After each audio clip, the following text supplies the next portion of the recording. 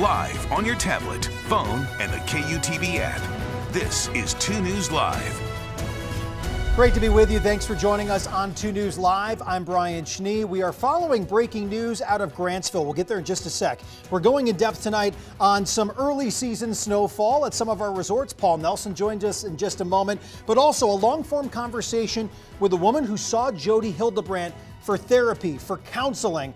We will go in depth with her in just a few minutes. We've been covering Ruby Franke, Jody Hildebrandt, 8 passengers extensively on this program, and we will do more of that coming up in a few minutes. But first, let's get over to 2 News.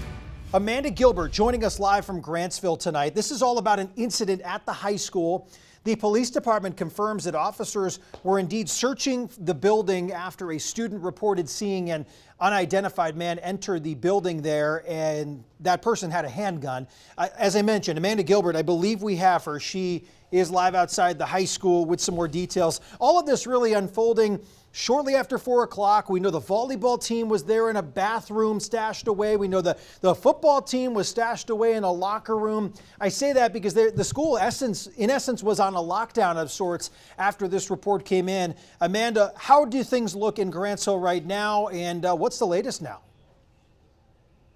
Brian, there is a very large police presence outside of Grantsville High School. We got here a few minutes ago and we could see that right away. Tim's going to show you that police presence. I would say there's possibly around 30 to 50, maybe some parents are saying 60 different law enforcement police cars out here.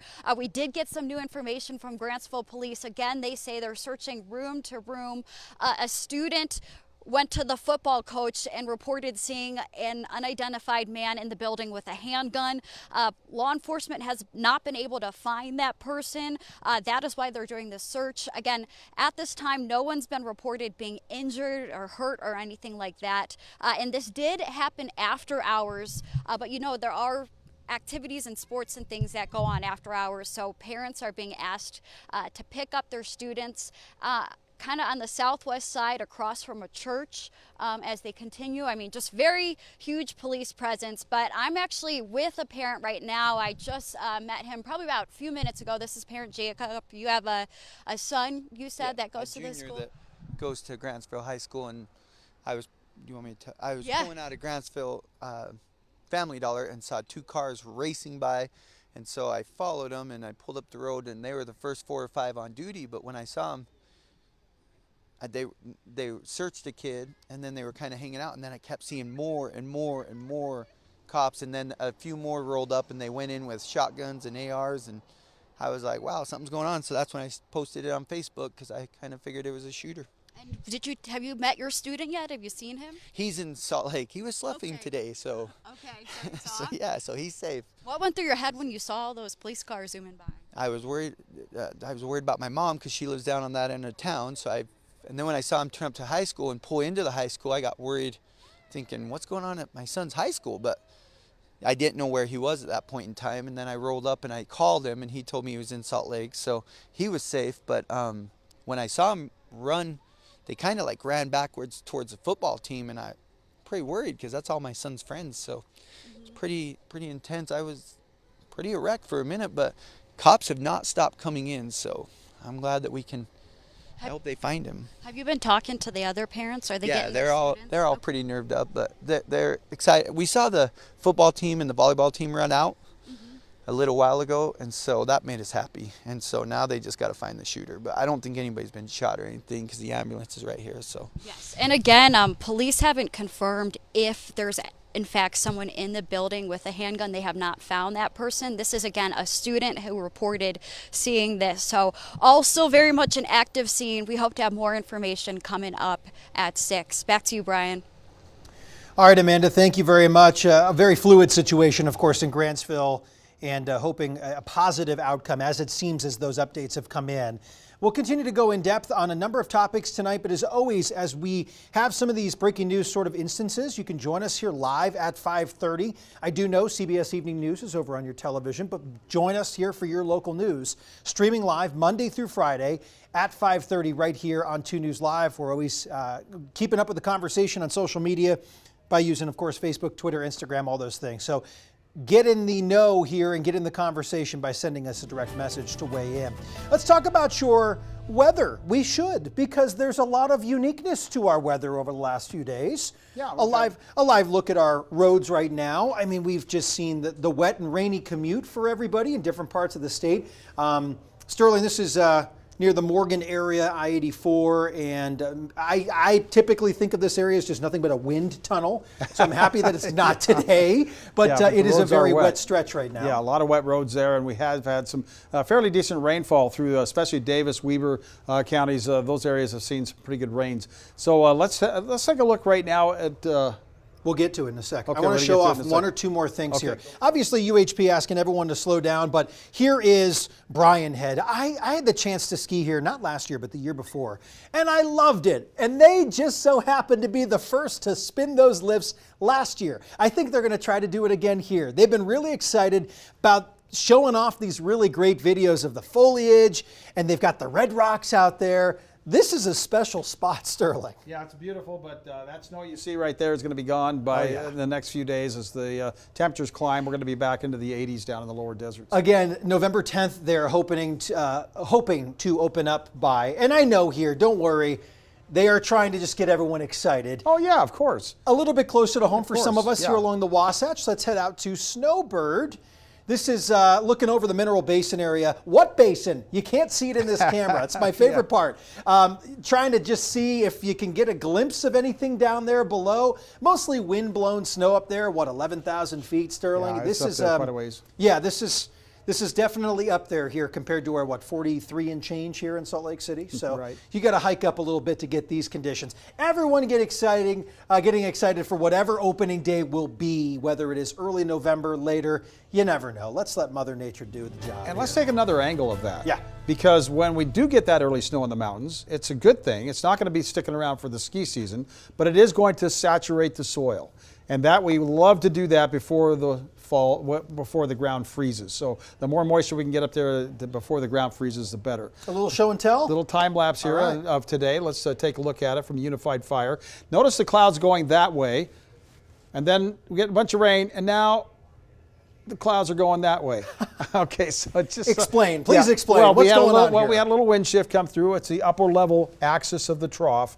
So once that axis goes through us, then the shift comes in the upper levels of the atmosphere, starts coming from the northwest, which means we've got another storm system to the northwest, which is coming our way. I'll tell you all about that. Let's take a look and show you what's going on. Because we do have those temperatures right now in the 40s in Ogden, 51 in Salt Lake, 48 down in Provo. You can see that we have that low pressure system drifting off to the north and east now, but we've also have these clouds moving very quickly toward Utah. And by tomorrow, late morning or so, we'll start to see those moving through. Here's radar right now. You can see these lightning bolts here showing up. This is, and when I said the axis of the trough, it's right here. So that's when that passed us in Salt Lake City. That's why the clouds started coming from a different direction. The cold front associated with all this is way out to the east of us now. So we're going to continue to see this moving in. Moving across the state tonight and dissipating. In fact, I can show that to you. This is future track. See how everything just dissipates tonight. But we still have a few showers here up along the Wasatch Front around midnight tonight, and those continue to move off to the east. So we're not quite finished. And then this is tomorrow morning. This is 11 a.m. So I think the morning commute's going to be okay. The latest computer model that just came in has delayed this a little bit and pushed it back to the north. So I think we'll be okay for the morning commute. Temperatures tonight will be down in the 30s. In Richfield and Cedar City and Delta, 29 in Ely. How about 37 in Evanston and 42 in Elko, 39 up in Logan, Cache Valley. Still getting some showers tomorrow morning too.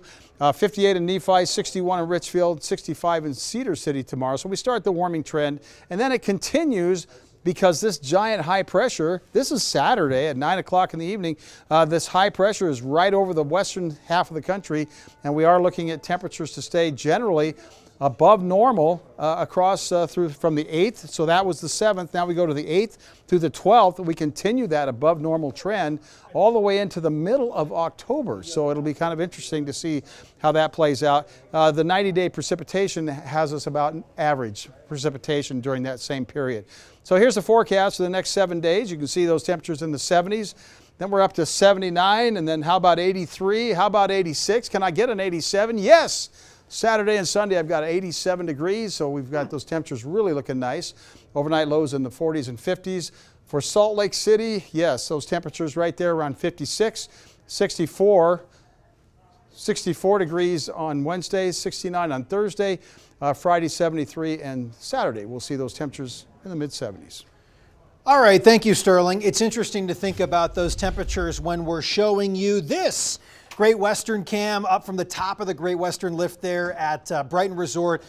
Some of the best terrain, in my opinion, up there at Brighton. So always great to get this vantage point. You could see a little bit of ground here, maybe some flurries in the mix. It was coming down really good earlier today. Let's show you to the man who's been up there around the snow all day, Paul Nelson, joining us live here, more towards the base of Brighton now. Paul, I know where you're at, and it's great to see snow there. I'm a skier, full disclaimer, so I like this sort of thing. Paul, how you doing? How are things looking? I'm trying to stay out of the snowball fights that just barely started here up here. No, I don't. That's what I'm doing up here, but she's not the first. I'm telling you, there have been people who have come up here looking.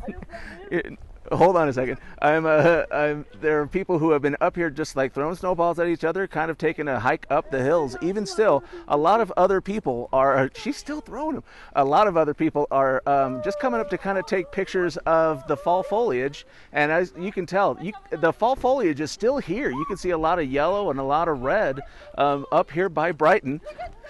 You can see her go. You can see her go there, but yeah, I mean, matter of fact, kind of like what Sterling was saying, a lot of the people up here at Brighton are not expecting that this snow is going to actually last very long. They expect it to melt within just a couple of days, and because of that, they're not even really counting it as far as, you know, their yearly totals. But they say a lot of people are just getting excited. As you can tell here, there are a lot of people just here to have a snowball fight, and so, yeah, that's kind of what they were hoping for, just get people excited about the upcoming snow season. All right, Paul, all you got to do is warm up that arm there. Get in there, fire away a couple snowballs here. We can't have you being victim. Well, I don't know, man. She looks tough. I'm telling you, she's gone after everybody. All right, warm up. I might just cower in the car and just stay away from everybody. All right, man. But thank you, Paul Nelson, for the live report from Brighton tonight. We appreciate you. Of course, we want to hear from you at home. What's the best part of the weather like this? Scan the QR code to weigh in. These are some really good options here. Are you more of a sweater weather and flannel? I could have done the flannel undershirt today. That would have been fun. Soups and chili definitely makes sense. Hot cocoa. For me, I might be in the 21% here just because of that later word, football. Binging shows and football sounds good, especially on a night like tonight where my Giants play on Monday Night Football. So let's go in depth on something we talked about at the beginning here. We have brought you a lot of coverage on Ruby Franke, Jody Hildebrandt, and the 8 passengers' allegations of child abuse.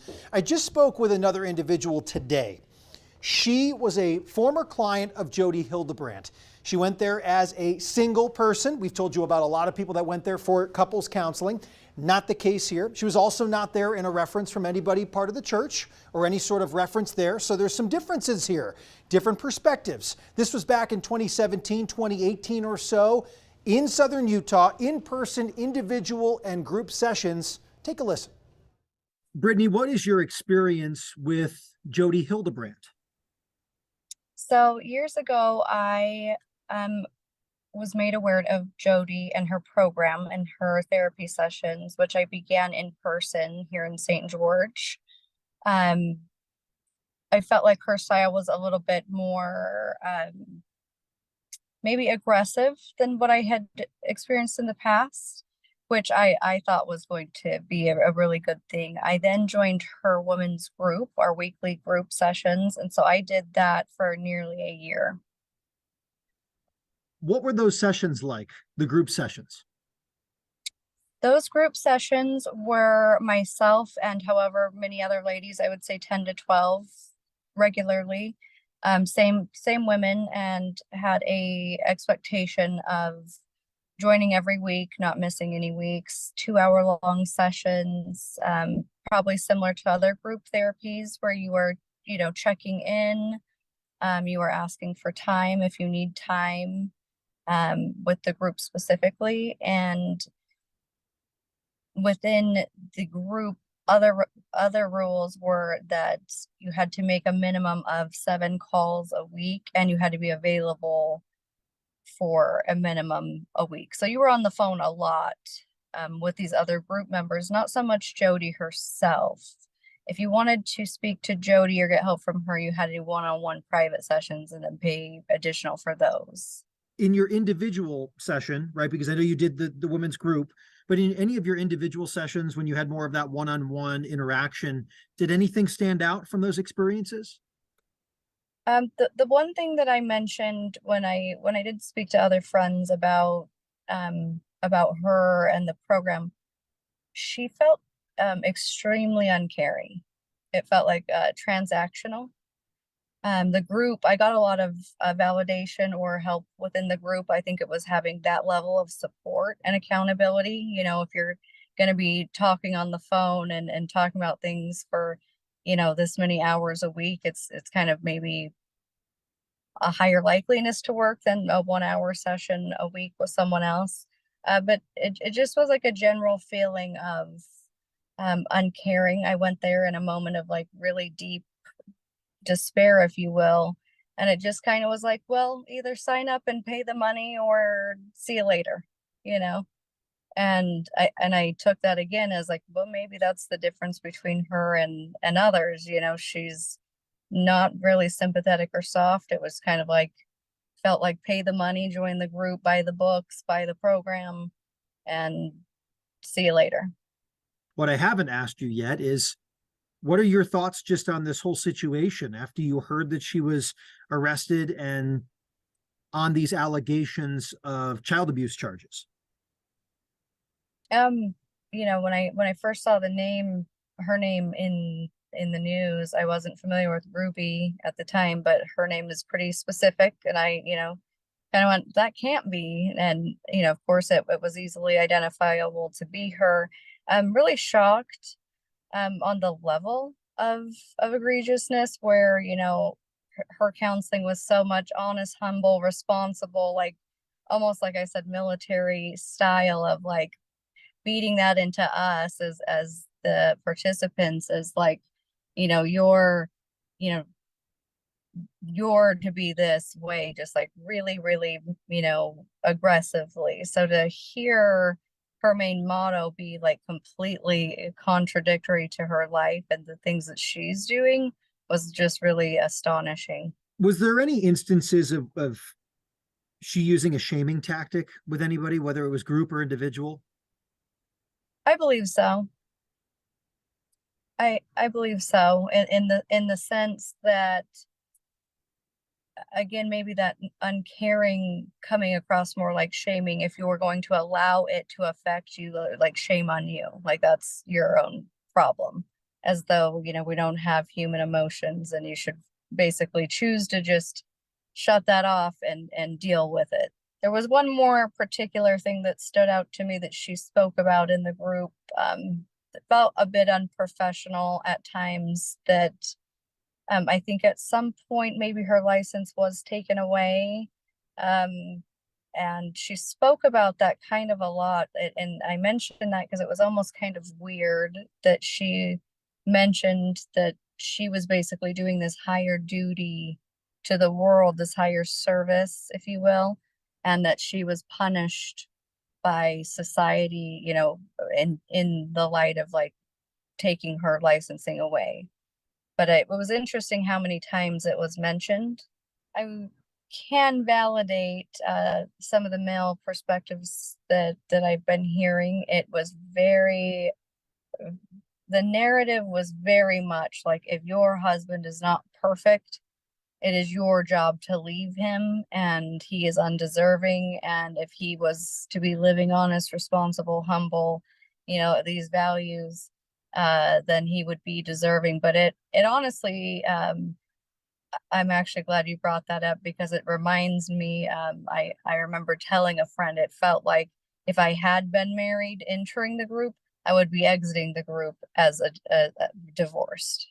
It felt very much like, not necessarily that she hated men or marriage, but she definitely wasn't an advocate of for them. I don't know in what level of perfection one can establish, but we're all human, and it definitely felt like there was never going to be reaching her level of her own perfection and the perfection she expected within her groups.